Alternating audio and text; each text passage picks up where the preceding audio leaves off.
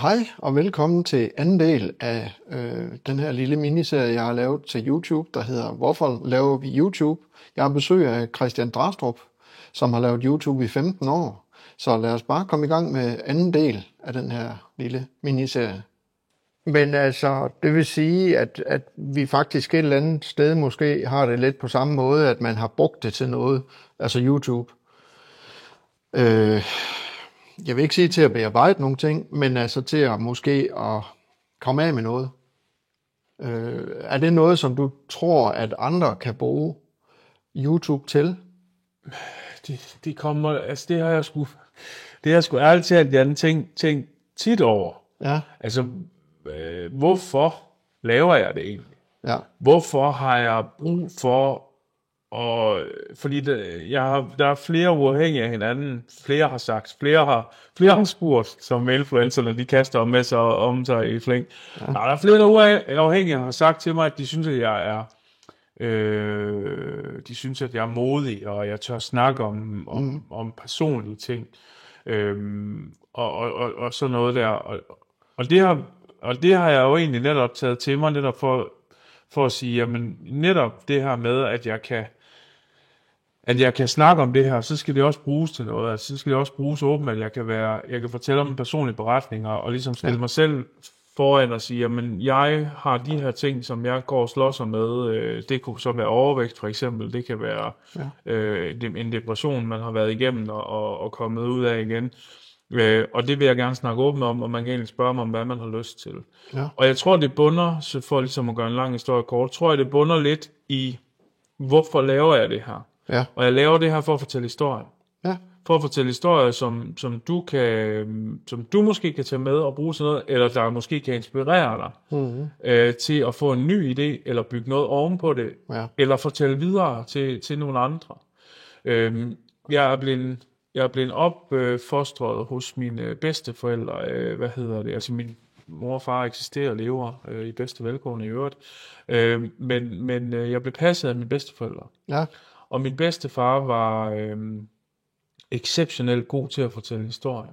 Okay. Og det har han altid været. Ja. Det har ikke været de mest, altså sådan, det er meget sådan nogle hverdagshistorier, eller hvad man skal sige, men det var, altså... Han var en god historiefortæller. Han fortalte historier altid, og tit og ofte havde han jo lige besøg, han var ivrig kanilavler, så han havde jo besøg nogen fra Kanilavlerforeningen, og så sad de og fik en øl der om eftermiddagen, og så gik historierne omkring alle de generalforsamlinger, de har været på, og på kro, og hans soldatertid, og da han fik en tatovering nede i Nyhavn, ikke, hvor han var skide fuld, og hvad det nu kunne være. Ja. Og det tror jeg helt sikkert, at jeg er blevet inspireret af.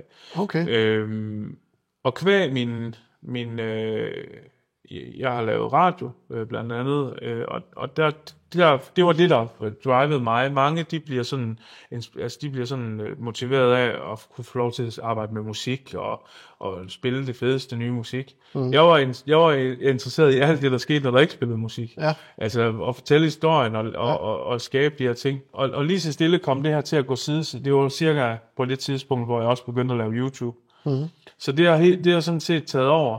Fordi jeg fandt jo også ud af, at på YouTube var der jo ikke rigtig nogen, der skulle bestemme, hvad det var, jeg skulle udgive. Nej, det er rigtigt. Det var mig, der bestemte det. Så jeg kunne, og det har jeg så også brændt fingrene på, fordi jeg har også fået udgivet noget, som der måske burde have været en voksen, der havde siddet og sagt, det skal du ikke lægge ud. Og det er så, hvad det er. Ja. Men det tror jeg primært, og derfor jeg lægger ud, og hvorfor jeg har brug for det, fordi jeg har virkelig tænkt meget over det.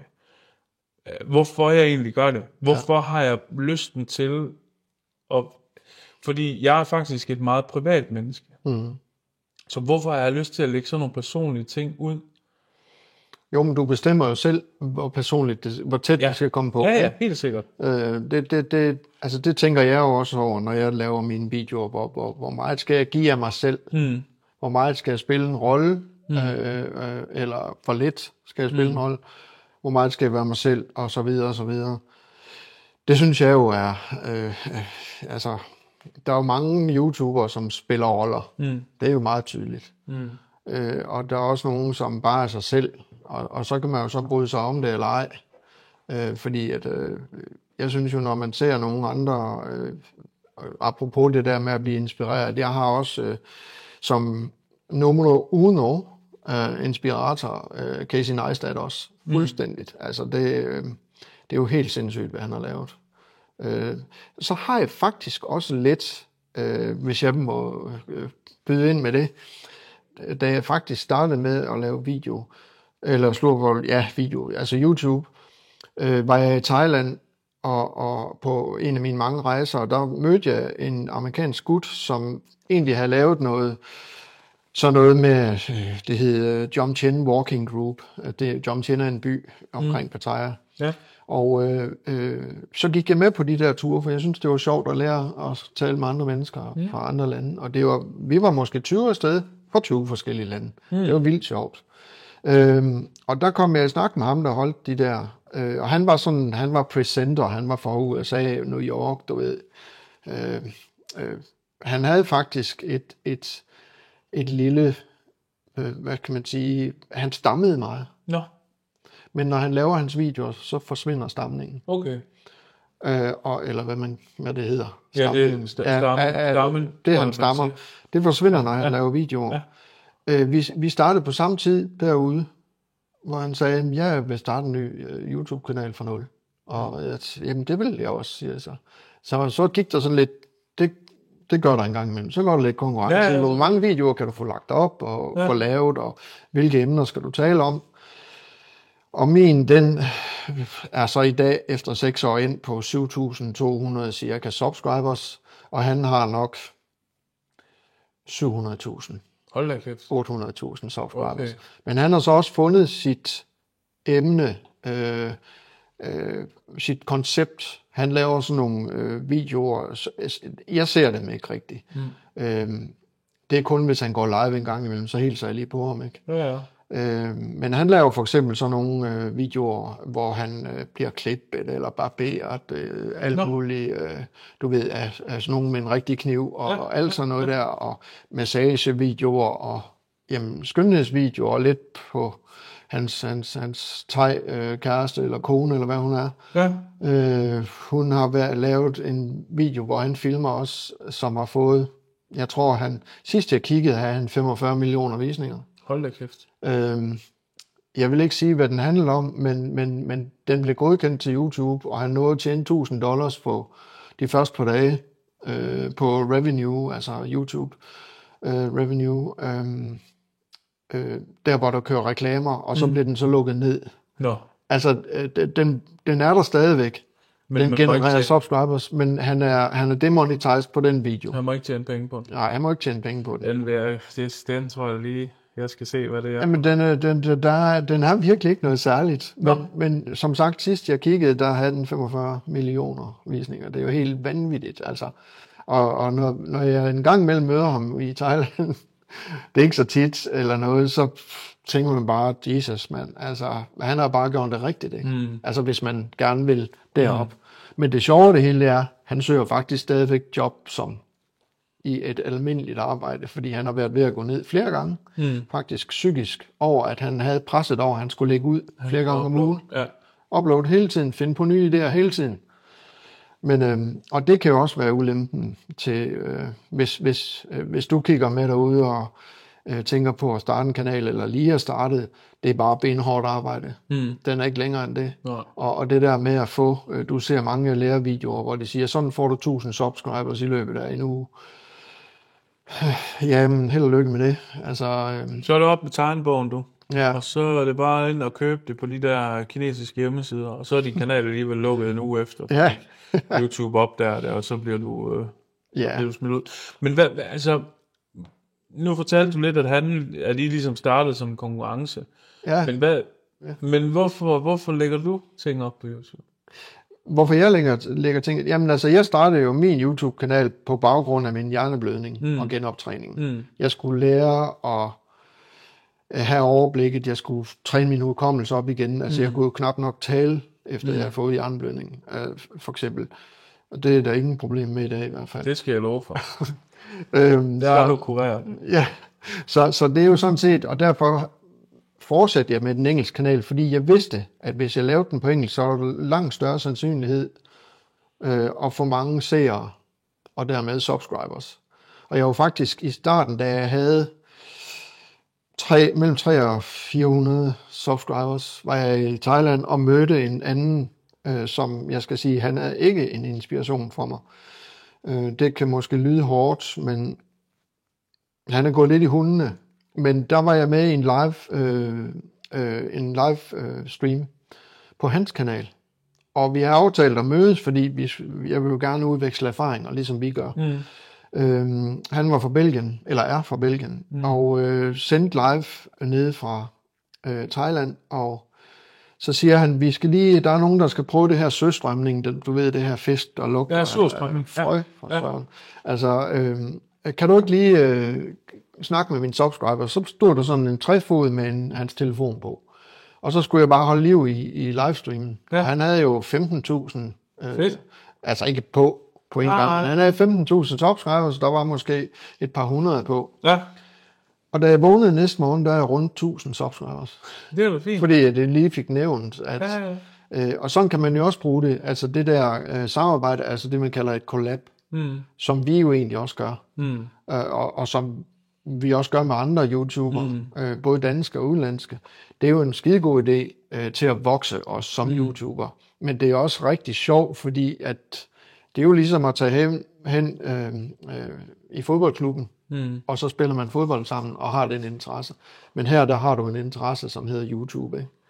Og man kan sådan prikke lidt til hinanden. Men nu har du, altså, nu var det for hjerneskaden. Nu er den jo, var jeg lige ved at sige, op og køre. Hvorfor så nu? Altså, hvad så? Jo, men altså, det har jo altid været der. Jeg har jo altid syntes, det var sjovt at lave video. Spørgsmålet var, hvorfor lægger du video? Hvorfor lader du ikke bare... Nu har du jo ligesom øvet dig, og det hele er fint. Hvad er grunden til, at der skal lægges en ny video? Jamen, det er jo, at jeg kan godt lide at give viden videre. Altså, uden at jeg skal lyde klog på nogen måde. Det er slet ikke det, jeg mener. Men jeg kan godt lide at være godt forberedt, når jeg laver videoer. Og så kan jeg godt lide, at dem, der ser, får værdi ud af min video. Og om det er en værdi, som hedder, at jeg fortæller om, hvordan du køber en flybillet til hele verden, eller hvordan du for eksempel søger om erstatning, hvis din flyrejse er aflyst, og så videre, og så videre, så er jeg glad. Lige snart jeg får den respons, at folk de synes, det er godt, og at det har hjulpet dem. Jeg har for eksempel mødt rigtig mange mennesker i Thailand, som kommer hen til mig lige pludselig, sidder for fodmassage, så kommer der en hen, Jan Travel Thailand, siger de så. Det er simpelthen, og så vil de have selfies og sådan noget. Det ved jeg ikke, om du har prøvet. Jo. Men det er virkelig, der føler jeg mig virkelig som, jeg ved ikke, hvad jeg skal gøre ved mig selv. Men og jeg siger ikke, det er derfor, jeg gør det, for det kom bag på mig, fordi det er ikke det, der er motivationen. Det var at genoptræne og blive dygtigere. Og så når man et vist level, og så har man fundet sin stil. Ja, er det ikke sådan? Jo, jeg sidder nemlig lige og tænker, fordi hvis du spørger mig om det samme, hvorfor, nu har jeg selvfølgelig sagt det der med, at det er for at fortælle en historie og de der ting, men det kunne jeg jo også gøre til dig nu her, mens vi sidder uden at vi behøver så filme det. Ja. Og jeg har virkelig tænkt tanken rigtig mange gange, fordi der er ikke nogen tvivl om, at jeg også gerne vil nå ud til så mange som muligt. Jeg vil gerne høre os, jeg vil gerne ses. Ja. Men på den anden side, så vil jeg ikke. Og det er sådan lidt et paradoks, jeg sætter mig selv i, fordi 100% jeg vil gerne vokse i seermæssigt, og jeg vil gerne vokse subscribermæssigt, sådan nogle ting. Men hvorfor lægger jeg næste ud, hvis ikke det var med formålet, at den blev bedre end den, der var før, og den blev set af flere? Og samtidig med det, så er der ikke noget værre end en influencer, synes jeg. Men stadigvæk, så vil jeg også gerne være en af dem, der ligesom har meninger, og som man kan... Altså, det er måske bare det her lidt med at være meningsdanner omkring noget. At ens mening... hvis man kan sige det sådan lidt groft, så ens mening bliver hørt. Ja, men det er jo også det, influencer-ordet går ud på. Ja. Det er at have indflydelse. Ja, i princippet. Ja. Ja, Der har vi influere. lidt. Ja, jamen lige præcis. Og der er det måske, der har jeg måske en drejning til den, fordi jeg synes jo, jeg vil jo gerne vise Thailand frem, for eksempel, i min Thailand-kanal. Og jeg får jo en fed feedback fra folk, som siger, det her, det vidste vi ikke, at det lå her. Den her naturpark, eller hvad ved jeg, eller den type mad, man kan købe det, og hvad det koster, og hvordan man gør det, og hvordan man booker et hotel, og hvordan man gør i alle mulige situationer derude, for det er jo også en anden kultur. Det har jeg jo gerne vil give videre. Men hvorfor skulle de ikke bare kunne se en af de 1000 andre, som laver det? Ja, men det er rigtigt, men hvis man tænker sådan, så får man aldrig tændt for kameraet. Nej. Og det er det vil jeg jo også gerne give videre til jer, der kigger med nu, fordi hvis I er i gang, eller tænker på at starte en YouTube-kanal op, så, eller hvad det nu skal være for et socialt medie, så bare spring ud i det. Begynd at filme, tag nogle billeder, kom i gang, upload. Altså, det er den eneste måde at komme i gang på. Og lær undervejs. Der er jo nogen, der siger, at YouTubes algoritme, den kender dig ikke rigtigt, før du har lavet minimum 100 videoer. Fordi så kan den finde ud af, hvad er det egentlig, den her person gerne vil vise i sin video. Ikke også? Og det har jeg læst mig frem til et eller andet sted. Ja. Det er sådan, det højst sandsynligt er. Jeg tror sgu heller ikke, den kender mig efter så lang tid. Nej, du har også været vidt omkring jo. Det må man sige. Ja. Ja, og jeg tror lidt også, at det er det, jeg er. Og også derfor, at jeg er ikke sådan, altså det er også, at jeg bliver lidt svært, for jeg kan ikke slå mig fast på noget. Så snart der er noget, jeg synes, nu kan jeg det her, eller nu begynder det at køre nogenlunde, så hopper jeg videre til noget andet. Altså det er vitterligt mit ADHD, udiagnostiseret ADHD, der... Jamen vi kan jo heller ikke forvente, at den, der kigger med, altså seeren, som ser vores videoer, kan lide alt, hvad vi laver. Nej. Det kan vi jo ikke forvente, og det må du jo som, hvis du selv er YouTuber og ny og så videre, det skal du heller ikke forvente, at folk de har det sådan. Det er ikke, man kan ikke tilfredsstille alle. Altså du kan ikke gøre alle glade. Du kan ikke lave content, alle bliver glade for. Du kan finde en niche, eller nogle nicher, og udfylde det rum. Ja. Det er... Og så vigtigst af alt, gøre det på din egen måde. Ja, altså, man skal være sig selv, og man skal have noget på hjerte, og man skal, jeg synes, en vigtig ting, man skal være godt forberedt. Men jeg vil våge den påstand at sige, det kommer an på, hvad er dit content? Fordi for sådan en som mig, som det jeg gerne vil vise, det er, hvem er jeg? Hvordan ser min dag ud? Og dokumentere det i en form for dokumentar, som man så kalder en vlog. Kald det, hvad du vil. Ja.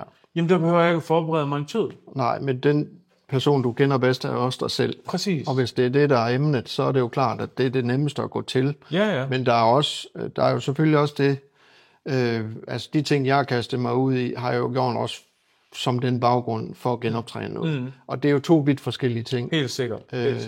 Fordi jeg kunne også sætte mig ned og plapre løs om mig selv. Det vil jeg slet ikke have noget problem med. Men når det er noget specifikt, så kan jeg godt lide at være forberedt. Helt sikkert. Og jeg må også sige, når jeg sender live, som jeg gør en del på Spontan TV om Thailand, jeg er forberedt, velforberedt til at lave en live. Fordi at nogen kan godt lide at se og få noget, altså få værdi ud af den video, de kigger på, eller den livestream, de kigger på. Ja. Det er der mange, der går op i, at man skal have værdi ud af det. Fordi jeg bliver nødt til at nævne det igen, hvis ikke at du har noget på hjerte, og hvis ikke at du er en god storyteller, så er det dødkedeligt at kigge på, i mine øjne. Men andre kan jo godt lide det som en slags flow-tv. Vi har jo bare hver vores indgangsvinkel til at lave video. Og laver det i altså meget, meget forskellige retninger også. Ja. Altså, der er jo rigtig mange, som gerne vil starte, eller er startet, og tænker, at det er godt nok en sej, lang kamp. Det her med at lave YouTube-videoer. Hvor tit skal jeg lægge op, og alt det der. Det kan man gå ind på YouTube og se, sjovt nok. Og læse sig frem til. Men der er jo så også nogle enkelte mennesker, som tænker, at det her, det kan jeg tjene penge på. Men altså det her med at tjene penge på YouTube, for eksempel. Gud. Ja. Dejligt. Hvor stor en Mercedes har du købt sidst? Jamen altså, jeg ruller jo i den helt store Mercedes Skoda, Ja. og den er sgu ikke betalt af YouTube-penge. Altså, YouTube har aldrig været en levevej for mig, og kommer nok heller aldrig til at blive det, for at være helt ærlig. Vil jeg gerne, at det var sådan? Ja, selvfølgelig vil jeg det. Men kommer du sovende til det? Nej, det gør man ikke. Præcis, og der kan jeg jo vende tilbage til min kammerat fra USA, som fra New York, som er presset, fordi han hele tiden skal lægge op. Jeg har ingen tvivl om, at han lever af det, men han er også presset til at lave nyt content hele tiden. Ja. Og det er jo det, personligt, så er jeg fuldstændig ligeglad med, om jeg tjener penge på det eller ej. Jeg tjener jo kun småpenge på min engelske kanal, og mit bedste år har været 2.000 kroner på et år, jeg har tjent. Det skal du betale skat af, og så kender vi resultatet, ikke? Så har vi penge til, hvad hedder det, lakridskonfekt og orange knæsmarkager. Præcis, og Cola Light. Og det er så fint, hvad hedder det? Men har du tjent... Ikke på YouTube endnu. Nej. Jeg har haft lidt... jeg streamer også på Twitch, og der har jeg haft lidt indtægt. Ja. Heller ikke noget, der er værd at tale hjem om, men min drøm er at kunne facilitere nogle penge til, og for eksempel at kunne tage ud og lave et eller andet. Sidste år var der noget, og det er der hvert år, men sidste år var jeg med til noget, som hedder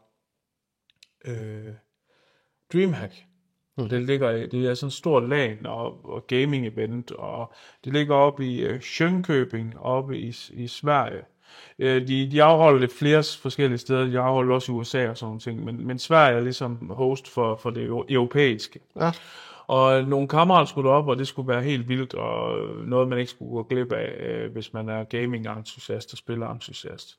Og der lagde jeg det op helt ærligt og sagde, hey til mit community, både YouTube og Twitch, og sagde, jeg vil mega gerne derop. Jeg har blevet presseakkrediteret til selve showet, altså kunne få indgang og sådan nogle ting. Men jeg har ikke råd til at tage færgen derop og køre, altså og betale benzinen derop og hjem igen. Her er mit mobile pay nummer. Ha' en fortsat god dag. Ja. Og så var der faktisk nogle rigtig søde mennesker, der sørgede for at betale de par tusind, som en færgebillet og brændstof ville have kostet derop. Og sådan noget synes jeg er fedt. Det er det, jeg gerne vil. Altså, jeg behøver ikke at få en timeløn tjent hjem for at lave YouTube. Og jeg har mødt, altså, og jeg forstår det heller ikke helt, fordi jeg kender for det første folk, der lever af YouTube. Jeg kender også, og har mødt også, og snakket med under et par gange, en fyr, som lever rigtig godt af YouTube, altså som i hotelværelser på D'Angleterre, og alle mulige...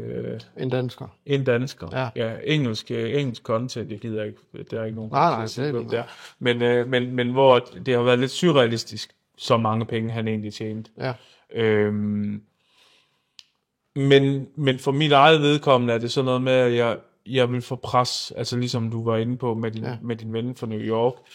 Ja, det var så anden del af vores lille snak omkring, hvorfor vi laver YouTube, som jeg havde sammen med YouTuber Christian Drastrup, hvor vi havde en god snak omkring, hvorfor vi egentlig gør det her, og hvad det er, der motiverer os osv. Men tak fordi du kiggede med, og har du en kommentar eller noget til det, vi har snakket om, så skriver du det bare hernede i kommentarfeltet. Og har du ikke subscribet endnu til Monkey Class, så er du yderst velkommen til at subscribe til kanalen. Det koster ingenting, så værsgo og subscribe. Tak skal du have, og giv den lige et like. Vi ses i 3. afsnit af Hvorfor vi laver YouTube. Hej hej.